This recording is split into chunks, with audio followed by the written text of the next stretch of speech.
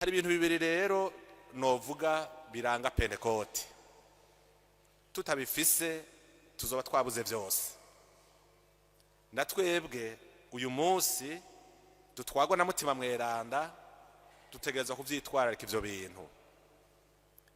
Icambere ni ubumwe butegereza kuranga abakristo. Ica kabiri amahoro. Uwaronse mutima mweranda ategerezwa kwitwararika kurondera amahoro y'umutima wiwe no gufasha bene wabo kuronka amahoro, kandi amahoro meza arama. Dusabe kugira ngo iyi Pentekote itubere intango, kuko dusaba tuti rungika muzirikanyi wawe agire vyose bishasha. Dusabe mutima mweranda atuzanire ubwo bumwe n'amahoro, aduhe duhinduka, kandi navyo nyene bisaba kwivako no kurinda. Kwizina ryana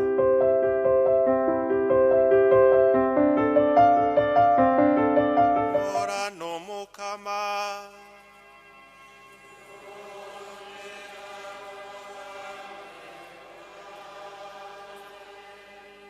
inkuru nziza ya Yesu Kristo nk'uko yanditse Yohana mweranda.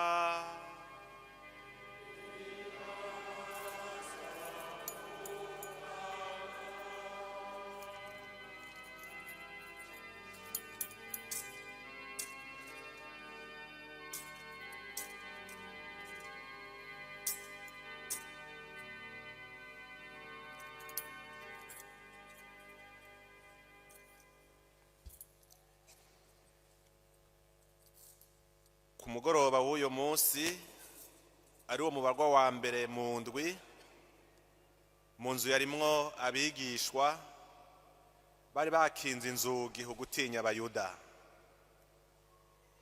Niho rero Yesu yaza agahagarara hagati yabo akababwira ati nimugira amahoro.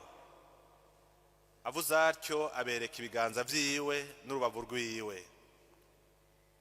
Abigishwa babonye umukama barahimbarwa. Yongera babwira ati nimugira amahoro, kumwe data yantuma nanje niko ndabatumye.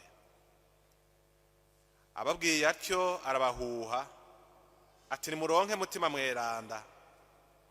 Abo muzorekurira ibicumuro bazoba babirekuriwe, abo muzobigumizako nabo bizobagumako. Iryo ni ijambo ry'umukama.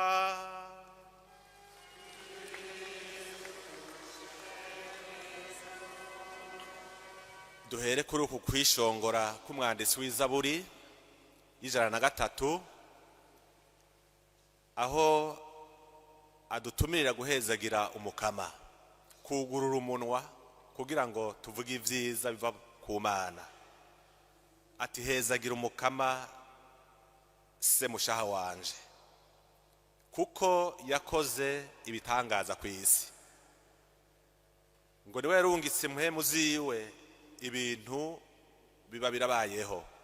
Nimwibuke mu gitabo c'Amamuko igihe Imana yashatse ko ibintu bibaho, yaravuze, yahusha impwemu ku isi, ibintu birabaho.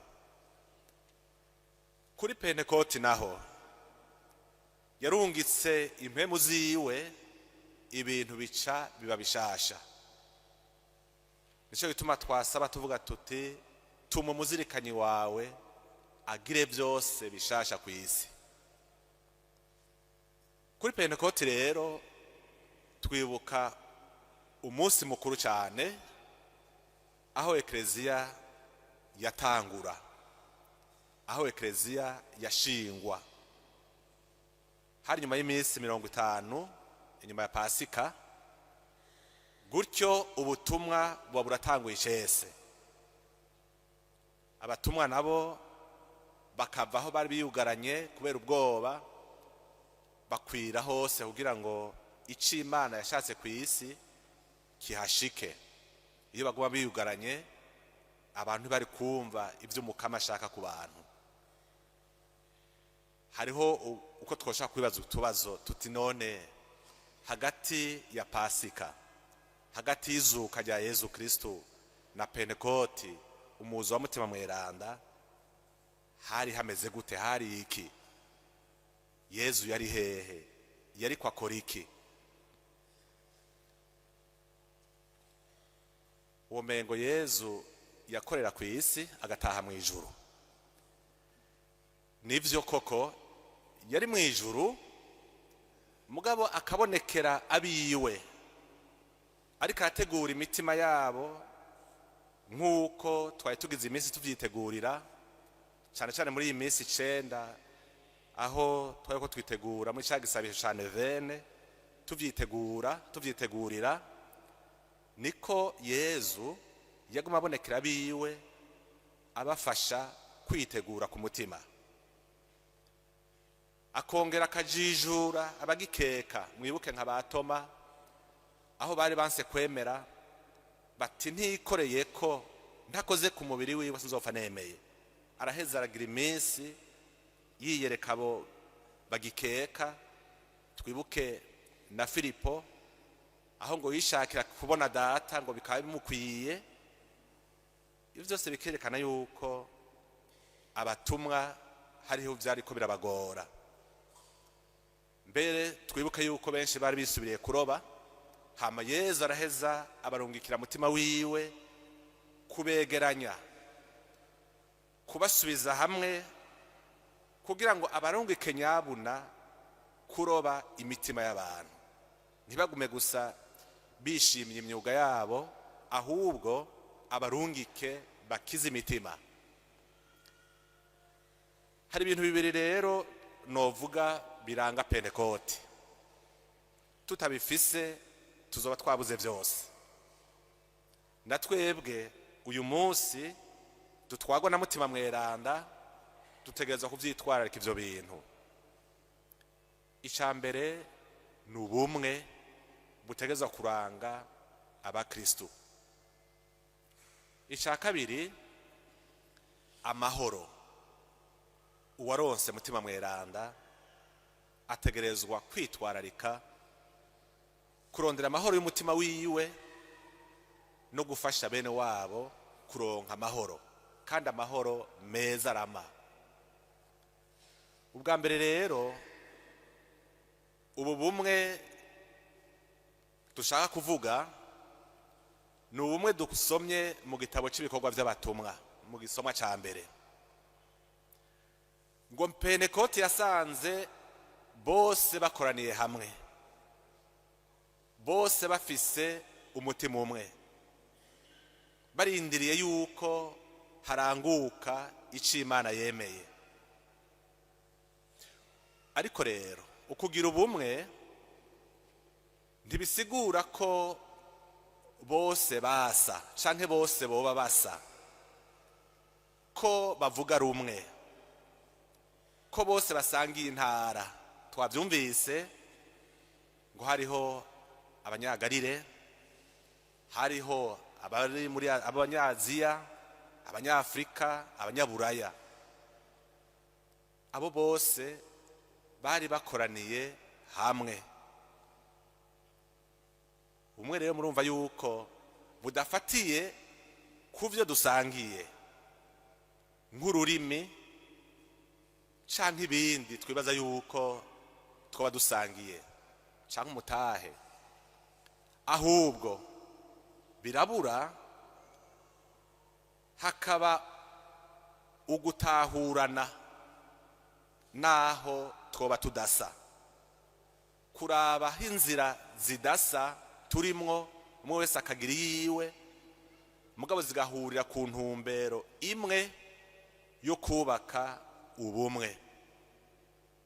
Twavyumvise igitabo cy'ibikorwa by'abatumwa kitumenyesha yuko ngo umwe wese mu bari ngaho, haba bamwe bari barindiriye bakarindirana ubwoba biyugaranye, haba bamwe bashwa baduka baza bava mu mihingo yose, ngo bose bumva umwe wese avuga ururimi rwiwe, hanyuma abandi bakavyumva mu ndimi zabo, bamwe bakagira indimi zo bakavuga mu ndimi, mbwa abandi bakaronka uburyo n'ubwenge bwo gutahura ico bariko baravuga. Abari bamwiteze, abo yari yabwiye ati mugume hamwe, bararonse ingabirano. Sinkeka yuko ejo ku maparuwasi menshi harimo ngaha twakiriye ingabirano za mutima mweranda, ariko twumvise ko hariho n'abandi batari bamwiteze, nabo nyene bararonkako, kuko ico abo bari bamwiteze bavuga, abo bandi baracakira, kuko ngo bayaga ibyiza vy'Imana, bayaga ibyiza vy'Imana.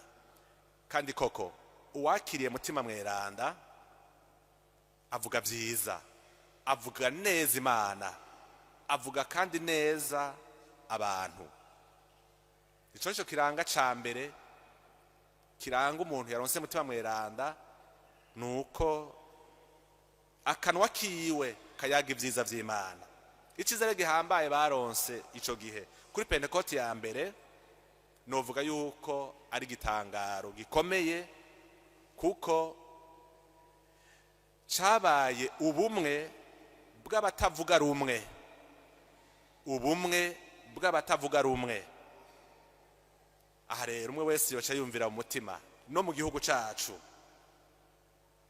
ukudasa, ukutareha, ukutavuga rumwe mu migambwe, ukutava hamwe mu ntara zimwe, ni itunga rikomeye. Ni itunga rikomeye kuko umuntu araheza akabona ico yokura ku wundi, ico yokunguka yumvirije ingene uwundi avuga asigura. Tukumva kandi yuko hari ikintu uwundi yoguterera, naho mutoba mugize muri bamwe mutavuka hamwe.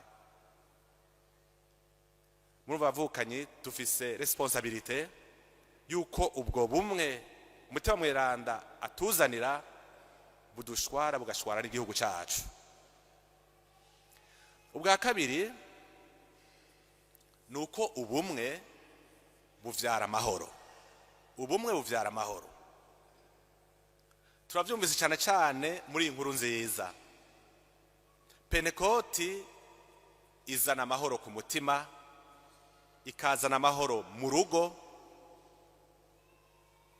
Namba waraye urakubita imigere uwo mubakanye, umenye neza yuko wanse kwemera ko mutima mweranda kugendera. Mutima mweranda azana amahoro ku mutima, akazana amahoro mu rugo, akazana amahoro mu gihugu. Kugira rero amahoro aboneke, ubanza kugururira Yezu, hamugashira ubwoba, igicumuro ntigigume kwikugaranye, ufise ibintu byose bikuzitira kugira ngo ubone mwene wanyu canke wegera Imana, ukareka nyabuna Yezu akinjira akongera akakugenza. Kuko ninde uwo Yezu twakira? Niwe munyakigongwe, naho woba ufise igicumuro aza kukikurekurira, aza kukugurura kugira ngo widegemvye, kugira bigiriye abatumwa bari biyugaranye. Mwibuke yuko iruhande yuko abatumwa batinya abayuda, mwibuke ko ari bamwe tuzi, bamwe bari barahemutse. Erega Yezu atamanzuye agashika aho hantu bari agakubita ijisho kuri Petero, muca mumva yuko cari kuba ikibazo. Mugabo yarinjiye ahasanga babandi harimo Petero, ati humura rero nimugira amahoro, mugira amahoro. Mwibuke yuko no mu kubasezera atarapfa, Yezu yarabwiye abigishwa biwe ati ndabasigaranye amahoro, ndabahaye amahoro, ndabahaye amahoro yanje. Kandi ayo mahoro sindabahaye nk'uko isi yatanga, ndabahaye amahoro yiwanje.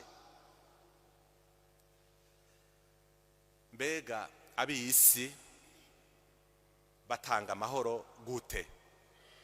Aho Yezu ashaka guca iruhande yabo, ab'isi bayatanga gute? Kenshi bayatanga mu kwegeza kure abansi babo, mu kubica, mu kubicisha inzara, mu kubima akazi. Uko niko kwima amahoro mwene wanyu. Nta bubi busumba kubohera abantu mu bukene ukababuza amahoro, hamwe bumva yuko atasaganirizo. Uko niko kubuza amahoro bene wanyu. Yezu Kristu muri mutima wiwe aza guhumuriza, ariko kandi aca kuri wewe, cyane cyane wewe ufise ubukuru, nk'uko abatumwa yabubahaye ati ndabasigaranye n'ubukuru. Ati genda mubohora abantu, mubakize. Ico nico kiranga urungitswe n'Imana. Mubohora abantu, mubakize ico cyose gituma bigunga, hamwe n'igicumuro nyene. Ati abo muzorekurira ku isi, abo muzobohora no mwijuru bazoba barekuriwe, bazoba babohotse. None rero bavukanye, mbega wewe urinde cyane cyane ufise ubukuru udatanga amahoro kuri iyi si kugira ngo utegure ayo mahoro yo mwijuru umukama adutegurira. Dusabe kugira ngo iyi Pentekoti itubere intango, kuko dusaba tuti rungika muzirikanyi wawe agire byose bishasha. Dusabe mutima mweranda atuzanire ubwo bumwe n'amahoro, aduhe duhinduka, kandi navyo nyene bisaba kwiva ko no kurinda. Ku izina rya Data n'irya Mwana n'irya Mutima mweranda, amen.